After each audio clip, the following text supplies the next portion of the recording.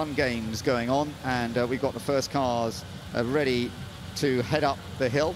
And this is going to be the Alfa Romeo P3, which in terms of history has had remarkable success. We will see how it goes on this first run.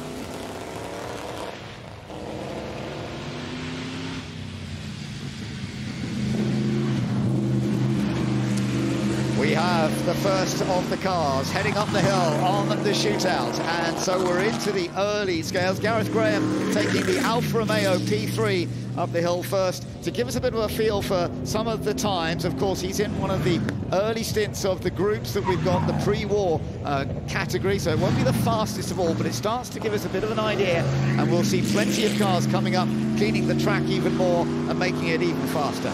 And even though this pre-war vehicle is from 1933, Gareth there, you can see so much soaring going on the wheel. They are pushing it even in the very old vehicles, the 3.2 litre, screaming up past the flint wall, through the final corner, and then you'll see it head across the finish line to set our first time in this final day of shootouts. Yeah, the finish spot, absolutely crucial, and we get our first time come up, 65.01. Just to remind you, we are looking to be going down into the mid 40 seconds, maybe even the low 40 seconds, potentially. But we are starting off with some of the pioneers of motor racing. And one of the great ones that you're about to see heading up the hill now is the Fiat S78, the Beast of Turin, which we've seen plenty of times at Goodwood. It got rebuilt some years ago and has become one of the great cars that everybody enjoys seeing. This massively powerful 28.4 litre machine with land speed record performance in its era, but now it's going up the hill. It is, and the passenger, quite rightly so, hanging on for dear life, because that's certainly what I've been doing. Duncan getting a little bit out of shape through the first couple of corners, really trying to use his body weight, but that stands so tall, certainly taller than me and you, Ben. Definitely taller than me, yeah. Land speed record back in 1911 at 116 miles per hour.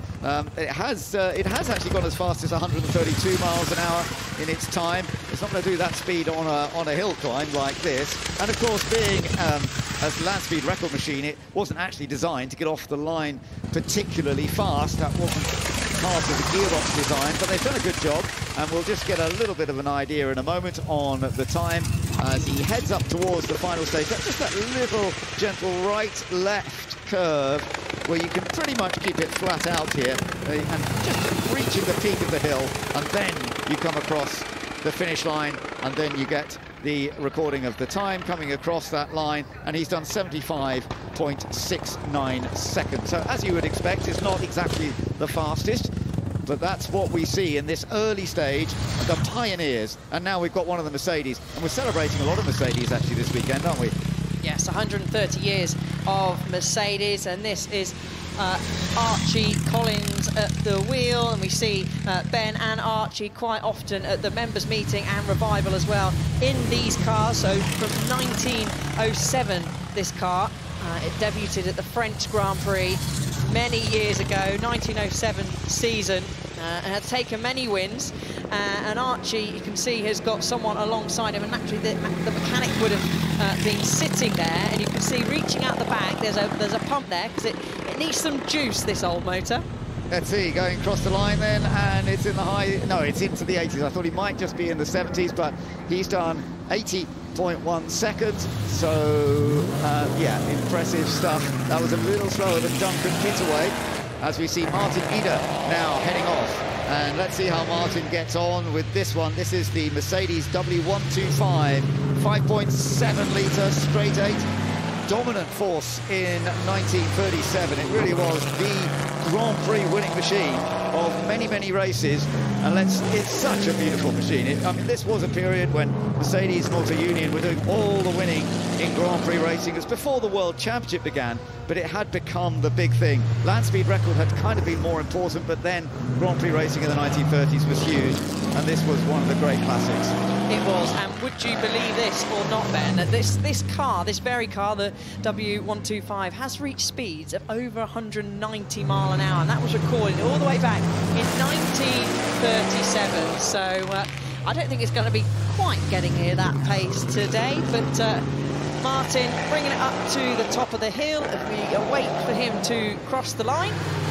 Yeah, let's see what this is. He's in the pre-war category, and we do have that very rapid Bugatti that had set a good pace yesterday, 71.03. So we're almost getting back into the 60s, but yeah, just over 70 seconds. That's sort of what we expect at that performance. Now here's a car that everybody does love watching, because it's whether it's on the circuit and does a great job at the members meeting, as we've seen. It's been a winner there, but it's sometimes on the very last corner of the last lap that it enables to do it. Mark Walker in the 1906 Darracq 200 horsepower, another land speed record machine from that period, with a massive 25-litre engine, which you can see because there's no bodywork over it. And look at the size of the steering wheel as well. Mark races this. We've seen this car at the Goodwood members meeting, getting close to the flip wall. The passenger on the left-hand side is probably thinking, not much closer, please, Mark. Coming up the final stint, you can hear him spluttering away. And also, I like Mark's driving style there, and he has to, because the wheel's so big. Now, he was fastest in the Pioneers yesterday. He won that category. He did a 1:14.9. Let's see what this is going to be. It's going to be something similar, isn't it? As he comes across the line, yeah. So it's recorded as a 75.14, so 1:15. So virtually the same, but just a tiny couple of tenths slower than he was yesterday. Now we're looking at the Ferrari heading out, the number 160, Annette Mason in the Ferrari 512 LM. This is a 4.9 litre, and this is owned by... Oh, no, she's hit the bales, I'm afraid. Just touched the bales on the inside, and it's pulled it into the straw bales. Oh, that's a great shame. She'll feel bad about that. It feels like, I wonder if something's happened to the steering as well, because I don't think she can't straighten the steering. I think something has broken the steering, that contact. Whether it was the contact that broke it or whether something went wrong as she was turning, I don't know. Yeah, potentially there. We'll have out to kick off once again, and it's going to be Vincent Kolb in the 1948 Ferrari 166 FL, the car with Fangio's name on it, Juan Manuel Fangio, because it was Fangio's first Grand Prix win in this machine. It was before the World Championship began. Now, that's interesting, being pushed back. I think he just stalled. Okay. It sounded like he was about to pull away. So he's getting pushed back. Is he going to be push-started? We'll wait and see. Okay, well, let's hope that he manages to get the run, because it would be lovely to see that Ferrari 2-litre V12 supercharged machine heading up the hill from 1948, so very much the early post-war Ferrari, and one of the good ones that Juan Manuel Fangio managed to establish his career with, who went on to become multiple world champion. But whether we're going to see Vincent Kolb getting that opportunity, he's just been pushed back down the hill a little bit. I think the track, the hill climb itself is ready to go. He's been put on the line, and there we go. Right, okay, so we are back to the shootout once again, and it is the Ferrari from 1948 that's going to give us another example. From the start line to the first checkpoint, that's a time of just under 6 seconds. When we get to the fastest vehicles, we will be expecting that to be done in 5 seconds, and maybe even below 4 seconds. But that, of course, is when we're on to the more modern machinery. This is a rapid machine, but from the 1940s. It won't be the fastest of all, but it's lovely to watch. Yeah, getting a little bit of a wiggle through Malcolm Bend. Up there, steaming through, a great display for the crowd. The engine roars past a very packed crowd, a very packed grandstand. They get to witness firsthand the noise of this V12 supercharged 2-litre engine coming to the close of the lap now.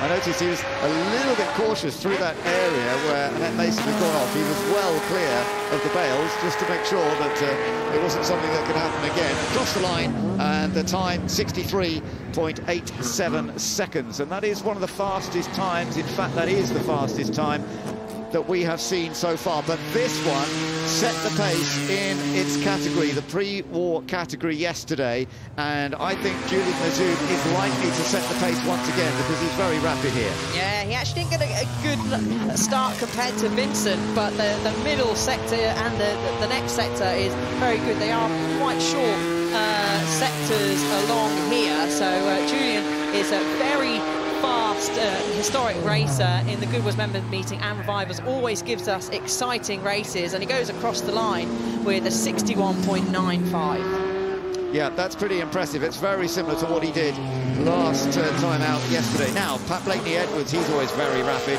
in the BMW 3-litre CSL Batmobile, number 306. And this one, like Lauda's winning car at the Nürburgring 24-hour race in 1973, Pat Blakeney-Edwards knows this hill climb extremely well, and he's putting together a good run so far. Let's just have a look as he climbs up the hill. So the time to beat at the moment is that 61.9. Is he going to quite make that? It's going to be close. Across the line he goes, and it's just just done it, 61.7. Yeah, he was so close. I was squirming in my seat. He was so close to the flint wall and then to the hay bales on the left-hand side. But this is the zinger, Chris Ward, at the wheel of this car. 1,350 brake horsepower, strong hybrid, built in California, an American hypercar, the 21C in rattlesnake green, and he's had some contact along the way. Is that the wing mirror there? I can see the left-hand side one just hanging off. That's a good time, though. That is one of the really quick ones, as you would expect, because that's a fully modern, as you say, hybrid machine. Yeah, there was a bit of contact, you're right, against the bales, but he's done it in 48.82 seconds. That is impressive. Remember, getting into the 48s, 47s, and maybe the 45s was the quickest yesterday. We might be seeing them in the 44s, but that was impressive. When Chris was out yesterday, it was in the wet. That's why he didn't set a representative time, and he's gone, oh my goodness, we've got a big spin this time, 241 that's gone off, and that is Piero Longhi in the Glickenhaus, the SCG 004C, and oh dear, damage to the front end of it as well. And that means another delay for the others that are going to be coming out. It isn't an area where they will be able to recover it pretty quickly, but my goodness, we're seeing more incidents than we've seen for a while here, Alice. Yeah, and they're not taking it easy going up the hill. I just wonder if possibly a clip of the grass on the outside. We'll have to see a replay of that. That's gone in quite heavy at the front. But glad to see driver is okay. Like you said, it's shouldn't be too long of a recovery. It didn't look like the steering's broken, so they might be able to get there. So they're getting him to hop back in, and they'll hope to maybe sort of drag it off, tow it off the track, so we can get back underway as quickly as possible. It's a relatively modern car, built in 2021, created for sports car racing, but of course it had real potential to put in a quick, he's got back out again, potential to do a pretty quick run, and obviously went hard for it, but unfortunately just went a little bit too much for it. Good to see that he's okay, but there is that damage to the front end, unfortunately, and we're feeling a little bit down once again as cars have been rescued that have been off, and we're now ready for some of these rapid machines. Edward Norfolk heading up now in the Ferrari Roma SA Coupe, 3.9-litre twin-turbo V8, lots of horsepower. This should be a pretty rapid start as we go back into the action, and you're starting to see some of the modern machinery like this that will be putting in some pretty rapid times. He does also clip that little bit of grass, but no half spin as we saw a moment ago. Got the wipers on, giving everyone a wave. 612 brake horsepower, ABS kicking in as he flies through into Malcolm Bend, avoids the inside grass there, which has actually been dug away a little bit, so anyone that does happen to clip that runs a real big risk. Close, nice and close to the straw bales there, and the flint wall too. Speeds up the hill, a lift with the throttle, and just nicks the wing mirror on the left-hand side there, so that's pushed in. Don't need that for today, though, to finish this hill climb and across the line. So the time as he goes over the line is not going to be the fastest. The fastest at the moment is 48.82. We're just waiting for that time to come up on our screen. Hasn't actually come up just yet, but it we'll hopefully see that in a moment. Meanwhile, that was the Spectre, very much out of shape, going through Malcolm Corner. The all-electric Rolls-Royce's first ever all-electric car, jumps on the brake. Oh, there's a little bit of a wiggle. They're all really pushing in this final corner, digging very deep for that final bit of time. Heads up now, crosses the finish line, Ben. Yep, and let's see what the time is then. It is 57.02, so it's about 9 seconds off the fastest that we have seen so far. Chris Ward is still the quickest at this stage, but we've got single-seaters also having some fun. Joe Twyman in the March Cosworth 741. This is from a 1974 period. Robin Hurd, the great designer for March, and these cars were very competitive in their period. Now, as I mentioned, 48.8 is still the target for all of them. There's a bit of smoke from the back, isn't there? But hopefully that's not dropping anything. Doesn't look like that's ended in very good condition as the March is finished the run. We've got the next car I can see coming up the hill. Now we've got a Ferrari 232. Yeah, heading up the hill, and this is Robert Rees in the Ferrari 488 Challenge Evo. So this is very much of Ferrari for people who go racing, the Challenge Evo. Let's see whether this is going to be as competitive. It's not quite as rapid off the start line as some of the others. That's taken 6.5 seconds to get to that first test point, the first checkpoint off the line. It's still going to be reasonably rapid, but we are seeing, as you say, more people rubbing into those straw bales than we often see. I wonder how many mirrors we're actually going to lose today. Yeah, someone out there can be on mirror count if they wish, but using every inch of the road, feeding their way up the hill, keeps nice and tight to the right-hand side bale there, does Robert Reed. Yeah, so coming up towards the line now to set the time in the Ferrari 488 Challenge, and it comes in at 56.13 seconds. Remember, 48.8 is still the target to beat. Back again to some of the modern machinery. This is the Bentley Continental, very, very current Bentley Continental, 4-litre V8 turbo plus hybrid energy, so very rapid indeed, and it's Andy Marson driving. Yeah, beautiful piece of machinery here, 50 miles of electric range, a new chassis, dual chamber air spring, dual valve dampers as well, screams across the line.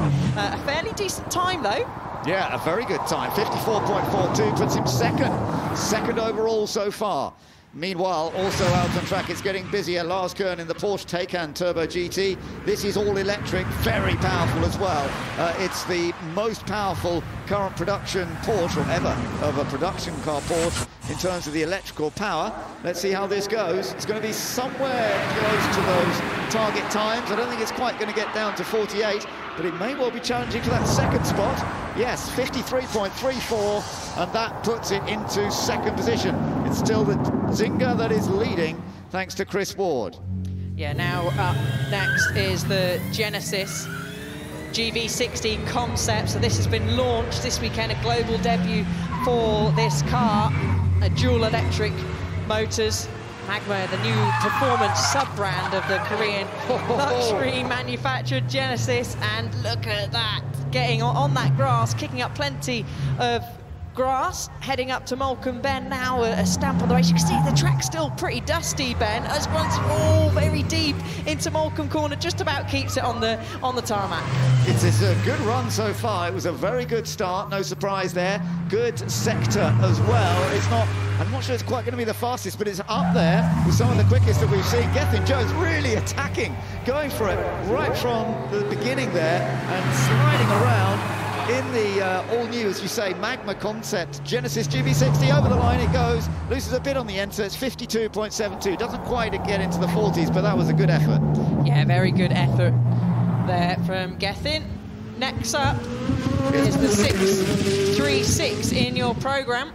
Yeah, it's the Koenigsegg Jesko Attack. This is a pretty amazing thing, and not only does it have a lot of horsepower, it has a lot of downforce. It creates a massive amount of downforce. You can see that big rear wing, and downforce helps you enormously here on the hill climb. Of course, it hasn't got the fans that the McMurtry Spearling used so well a couple of years ago to develop even more downforce, but this is rapid. It's looking like this could be a good one for Marcus Lund.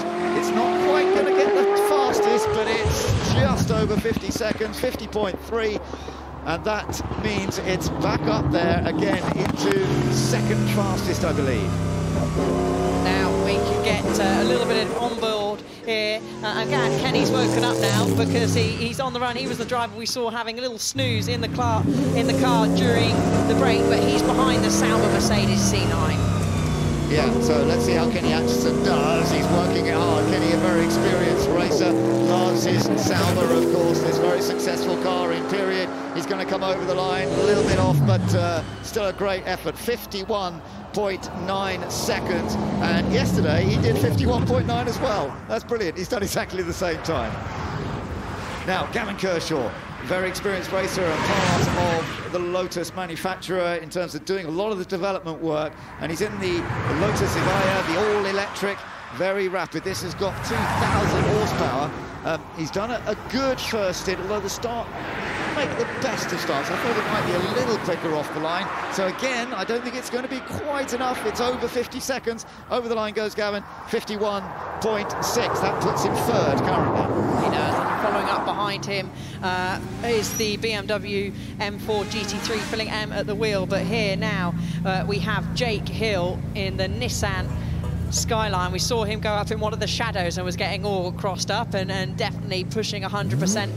No doubt we're going to see something of the same. As we can see, he always looks so chill and calm. Successful British touring car racer, fires it through into turn one, and a fairly decent start there. Not the best, but still fairly decent. Yeah, he's had success in this car before in different events. The Speed Week in 2020 on the circuit, he took victory there. As you say, he's a top British touring car driver. He currently leads the British Touring Car Championship, and he loves competing in the historic machines as well. Good save. Very good save from Jake as we're getting a perfect onboard. You can see using the gears. I said earlier, it's like almost going up a hamster tunnel. You're in between these straw bales, and your concentration has got to be spot on, as it looks like it is there from Jake Hill.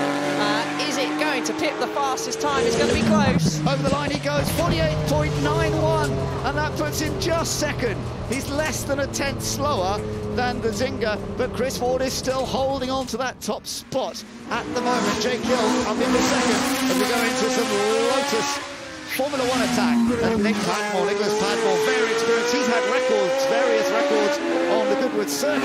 He's going to be pretty close. He's in the mid-40s. Oh, there seems to be a slight, I don't know quite what happened there. Over the line he goes, and he does a 50.1. I don't know if there was a gear change or something that wasn't perfect at the end there, but it was still a very quick run.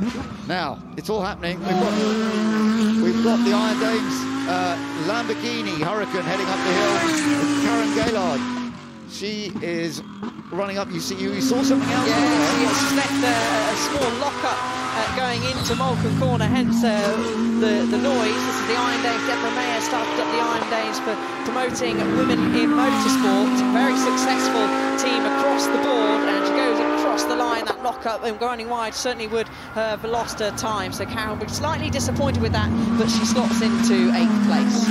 So it's still Chris Ward with the Zinger 21C that is fastest at this stage, as we now get ready for some more Ferrari action heading out onto the circuit and onto the hill climb. Andrew Morrow, who has done a fantastic job in the British Ferrari Challenge, he is now in the 296 Challenge machine. This is has made its debut this year in the United States, actually, in April 2024. This is a new version of the Ferrari Challenge machine, and he was pretty rapid yesterday. Let's just see how this goes. The start, good, 5.19 seconds, but not into the 4-second mark, which is what we're kind of looking for. Let's watch up through this next section, Alice. Let's see how close to the barriers he's getting. Yeah, nice and smooth through there, through Malcolm Corner, heading up the hill now. The Ferrari Challenge, such a popular championship across the world. A very popular car as well, as Andrew Morrow gets close to the hay bales on either side. No wing mirrors are being folded in on the Ferrari 296 just yet. Kicking up all the straw, goes across the line. He'll slot into 3rd place. Yeah, that's good, 50.03. So he goes into 3rd position for now. Now, this is a Pikes Peak Challenger. This is the Alpine A110, and Rafael Assia, who has competed at Pikes Peak with this Alpine. It's got 500 horsepower. It's pretty light too, though. It's 950 kilos. It was second in class at Pikes Peak when it did that competition. He's been pushing hard all weekend as he's been getting used to the hill climb. Let's see how it goes into the final stage. You've got the line coming up. And he's going to go over the line. He's close, but it's not quite there. 48.62. Oh, he has done it. He's just done it. It's enough. He's gone fastest. That was great. I didn't think he was quite going to make it, but he did. Now, this is another quick one. We'll watch the Porsche 911 and see how this goes, because it was rapid yesterday in the hands of James Wallace. Yes, it certainly was. The Porsche, very popular car, Porsche Carrera Cup. You see this racing Porsche Junior, James Wallace at the wheel, goes through the tricky Malcolm, kicks up all the dust for the next car to find as they go through that corner. 4-litre, flat six, full chat on the brakes. He'll go right, he'll then swing left past the Flint wall. He did 48.1 yesterday. If he can get down to that again, then it's going to be close, Ben. It is going to be close. The sectors are looking good. Okay, he could be going quickest. Let's have a look. Has he done it? Oh, it's close. It's close. 48.05. Yes, he has gone fastest by a tiny, tiny margin. They're all doing virtually the same hill climb at this point. That was absolutely brilliant. So, the Porsche 911 is now the front runner. James Wallace has taken it, but we've still got some rapid machinery to come here, Alice. We have. We've got the Subaru GL Huckster, Travis Pastrana at the wheel, and look at that for a launch. Great onboard that we're seeing there from the 2.3-litre flat 4 turbocharged, and we've also got the dynamic aero, all the grass on the inside there. That was surely too much. I know he didn't lift off though. He still kept the speed going. That was amazing. But that was surely a little bit too wide. As you say, it flaps. Oh! Oh, what a shame. You could see the understeer. Now he's going to need off the line. Getting ready to go into the correct spot, into gear. Wait for it, building it up. And when he's ready, off he goes. Right, Alice, let's see how this one works, because he's put in some very impressive performances. Yeah, very experienced, historic racer, gets it nicely through the first corner, using every inch of road, putting the 5-litre V8 engine through its paces, screaming past the packed grandstand and the packed fans either side, steady as you go. Michael through Malcolm Bend, kicking up dust, has to make a few corrections, manages to keep it on the right track. So here we go, up into the final stages, into the tidy bit where you must not run too wide. The flip wall, he keeps well clear of that. Let's see if this is going to work. I'm not sure this is quite going to be as fast as the 48.04, which is the time to beat right now. Up across the line he comes, he gets the checker flag. No, 50.2. I'm seeing on our screens 50.2 is what he's done. So that is not enough to take the top spot. 2 more to go, and this man is still the fastest so far. James Wallace holds on to that top spot. We've now got the 2 potentially fastest vehicles to come. Scott Speed, first of all, in the Subaru WRX Project Midnight. This has been created for this one event. They've only tested it once before it was brought to Goodwood, and Scott's had to get used to it very quickly. He did a 45.1 yesterday. Yeah, he was so quick. It really, I think, is going to be between James, of course, who's got the top spot in the Porsche. We've got the Midnight here, and last we'll have up is the Supervan that set the fastest time yesterday. So they're going in reversed order, waiting patiently, making sure all the track is all clear, getting rolled back ever so slight. You can see that's being indicated by the LED light on the top left-hand side. They've all got to be in a certain place. They can't be too far forward, too far back. Get a good start. Scott will be hoping, experienced driver. I mean, he doesn't need to be pushed all that way back, so maybe they just need to reset it, unless he wants a bit of a run-up. But I'm sure the others will have something to say about that. Yeah, I'm not quite sure why he's being pushed back that way. There may be a timing reset or something going on, but whatever it is, I do notice that on that run that Michael Lyons did just now, the time given for his first run across the first checkpoint was actually longer than I think it had been, so that's a bit odd. So maybe they're just checking the timing system or something like that before they send these last 2 cars up, because we need to know who is the most rapid as they come up the hill. But for the moment, it's still James Wallace. It's a funny experience for him, sitting at the top of the hill, watching, waiting to see if he's going to be able to hold on to that time. Yeah, we've got marshals and pigeons down there, I can see, just wandering in front of the Subaru. Yeah, in the background, the car, well, the vehicle you can see is the other quick one, actually. It's the Ford Supervan. It's behind the marshals, behind the gentleman who's waving his arms at the moment. And actually, there's your onboard. We've got the onboard with Romain Dumas in the Ford Supervan 4.2. That was the one that set the outright pace yesterday by just a tenth from the black Subaru, which we are waiting for to come up. So there was virtually no difference between them, was there? No, and there really wasn't. 1/10 of a second is what separated the two of them. These two had the longest wait out of everybody to go up, so they've been sat there. Maybe he can stick a bed in the back of his Supervan there. He could have had a nice kit, but it sounded like Scott Speed has just done a few burnouts to really try and get that very good launch, get pushed up to the front of the start line. You can see the marshal puts the measure in front in place, and it's all yours, Scott. So this has a 2-litre boxer engine, but it produces some 700 horsepower. It's pretty lightweight as well. It's been designed especially for this. And Scott Speed, he's got Formula 1 experience. He raced for Toro Rosso in 2006, 2007, but since then he's become a rallycross champion. Very different form of racing. He is brilliant. Let's see how it goes.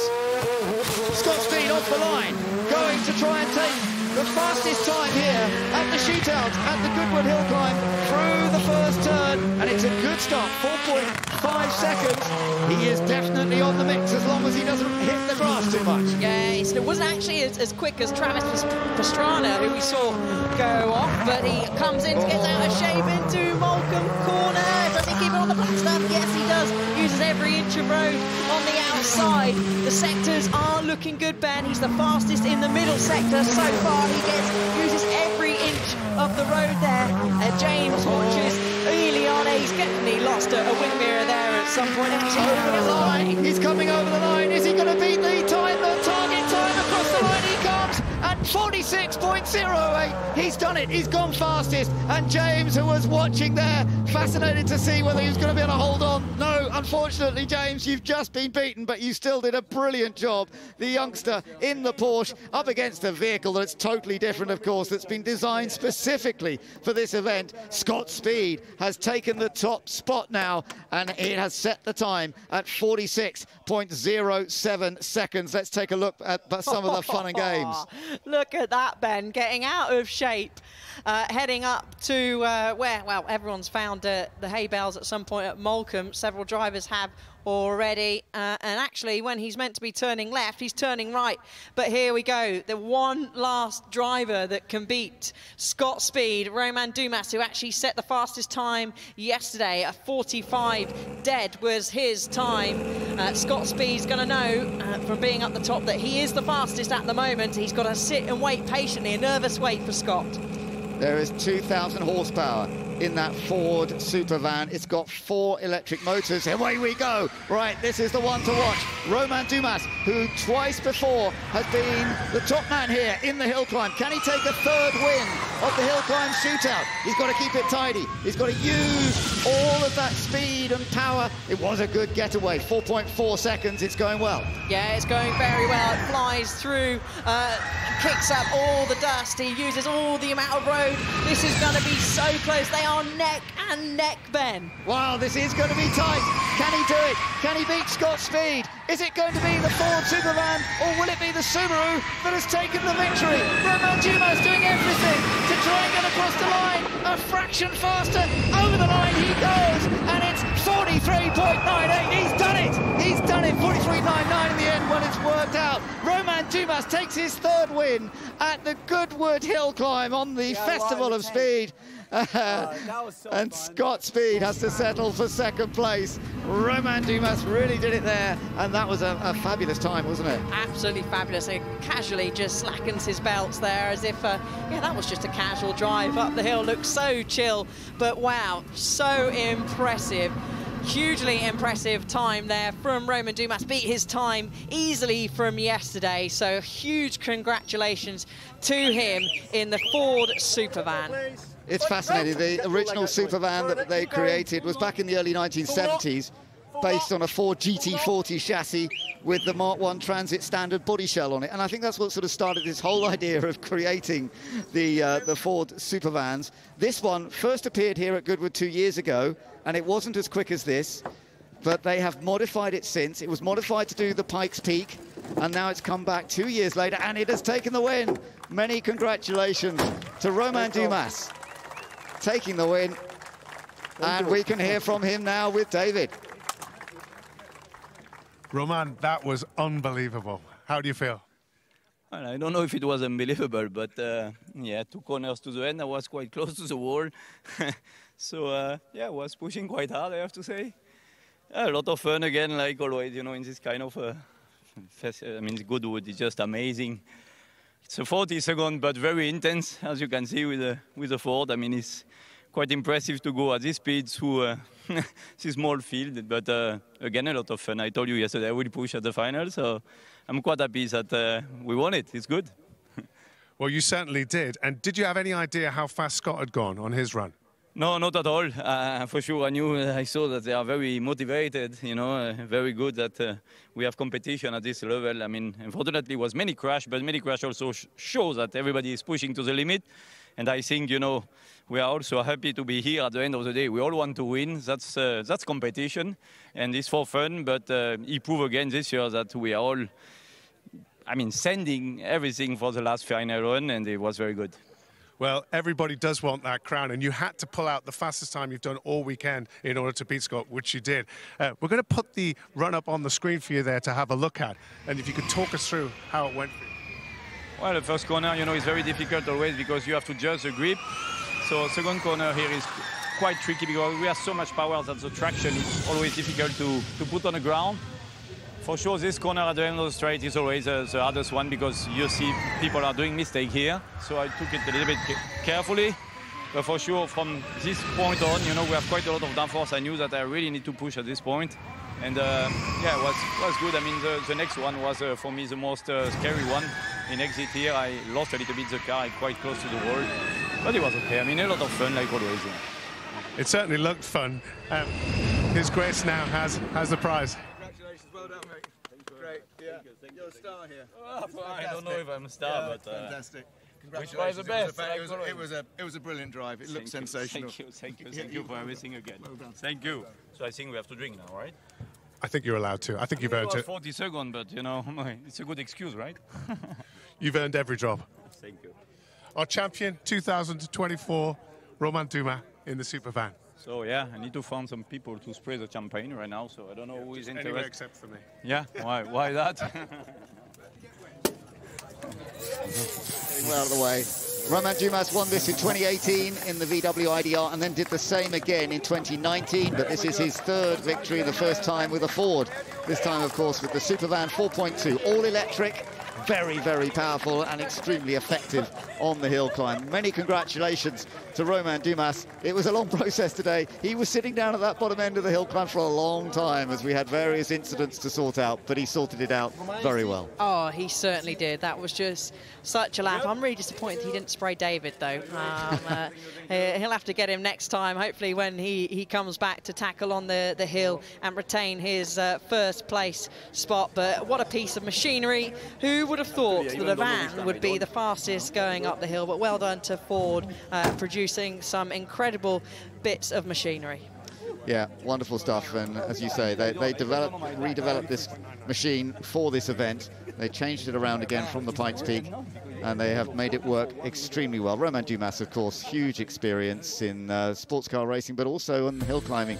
So let's take a look at that final result then. Romain Dumas, the winner, 43.987 seconds. Scott Speed, second place in the Subaru WRX, the 46.075, ahead of James Wallace, who was brilliant, the youngster in the Porsche 911. You keep an eye on him, his future, he's got a big future ahead of him. Raphael Astier in the Alpine, fourth fastest. Chris Ward with that early time in the Zynga, fifth. Jake Hill, an excellent sixth in the Nissan Skyline, ahead of Andrew Morrow, Nicholas Padmore, Philip Eng, and Michael Lyons completed the top 10 in his Formula 5000 Gurney Eagle Chevrolet.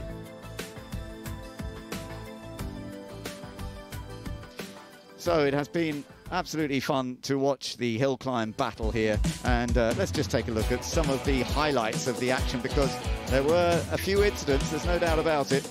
It was a little bit tricky for some, but others had a wonderful time just getting the best out of the performance of their machinery. Yeah, and we got to see new and exclusive road cars that have done their global debut here at Goodwood Festival of Speed. Road cars, historics, vans. So we're going to chuck the Supervan into that high-performance cars going up the hill, and very close in the end. The Zinger there, driven by Chris Ward, held top spot for a while. Yeah, it's fun seeing all these different types of vehicles as well, whether we go from specialities like the Alpine that was built for hill climbing, going to the Pikes Peak, and it was right up near the top, and then this brilliant effort by James Wallace in the Porsche. That was so impressive. It was, and he was watching, he was hoping, but Scott Speed took that away from him, even with getting slightly out of shape coming into Malcolm. Yeah, managed to sort it out, Scott Speed, but maybe that wasn't the perfect moment, because Romain Dumas then got it all very, very smoothly done. He was totally calm and controlled throughout. Even if he was getting a bit close to the barriers in a couple of places, he still managed to set the outright pace here today on a beautiful afternoon at Goodwood. And we've got a chance now to catch up with the top 3 from that hill climb shootout. Well, I'm here with my podium places on the shootout. James, it was very close. I was getting a bit concerned because I was going to give you the champagne. I don't even know if you're old enough to drink it. Yeah, I mean, I don't know, I would have liked the champagne. I am 18, so I'm legal, but yeah, these boys have done a fantastic job. It was always going to be difficult, and yeah, fair play to them, hats off. Did you think when you were doing your A-levels a couple of weeks ago, you'd be sitting on a podium with Scott Speed and Romain Dumas? No, I didn't really think much of it. I mean, all eyes was on my Carrera Cup GB program, and yeah, this was kind of an event, but yeah, it was amazing to be here. Roman, I think we might have found a new star. The young guy did well, didn't he?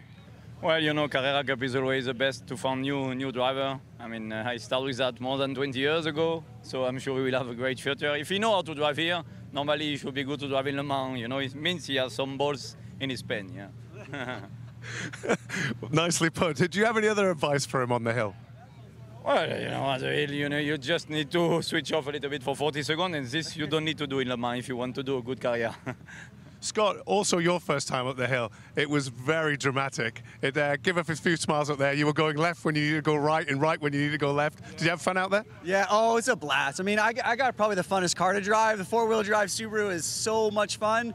Tight course, got more confident with it every day, and overall just blown away by the event. Just the atmosphere here, the people, the car enthusiasts, the fellow racers. What a cool overall experience. I'm super happy. So second place, you're still smiling? Oh yeah, absolutely. Yeah, it was. I mean, I feel like we executed as best we could. So that's pretty close to what she had. You had a great start. Huh? Yeah. I think we, like I said, the track. The cool thing about this place is you start and you have to kind of judge the grip after the first corner and start adapting from there. And that's like a really cool added challenge to this place. Were you aware what happened to Travis on his run up? Yeah, of course. Yeah, I'm watching all the runs. Yeah, I'm trying to absorb as much, try to get an idea of what to kind of expect out there for the grip level. Was the grip worse than you expected? Well, I didn't really have an expectation, but I gave myself a little room in turn 1 and already had a slide, so I knew immediately I had to recalibrate to a lot less grip than we had yesterday. Roman, you were telling me you did a 44 seconds with the boss of Ford sitting next to you. How did that go? Yeah, the boss of the EV program. So yeah, so it means he should be with me today. Possibly I will be much faster. I don't know. He told me he was quite heavy, so I had a lot of hope. But I only gained 1/10. So I guess, yeah, today the track was a little bit slower, definitely. But I mean, like Travis said, as Scott said, it's very difficult to judge here the grip. You know, you go on the first corner, already at the start you have a kind of feeling. First corner you have another indication, but it's already, you know, only 5 corners left. So you have to take the risk. So it's why it's very complicated here. You had a big moment in the last turn. Yes, you are right. But, you know, I knew that he was pushing very, very hard. So I have to say, you know, yeah, it's time to go. So let's try and we will see. You know, it's good, it's big. So anyway, if I hit, I will not move a lot, you know. I will stay on the road somehow. The three of you are so relaxed and calm. And especially, I'm so impressed with James on your first run. Do you think you'll be back for some more? Definitely next year. We'll hopefully we're pushing these guys up. But yeah, we might have to look over the data a little bit to find a few seconds. But yeah, no, we'll see. Well, you've certainly got the talent. Gentlemen, it's been an absolute honor and a pleasure. Well done, our podium places for the shootout.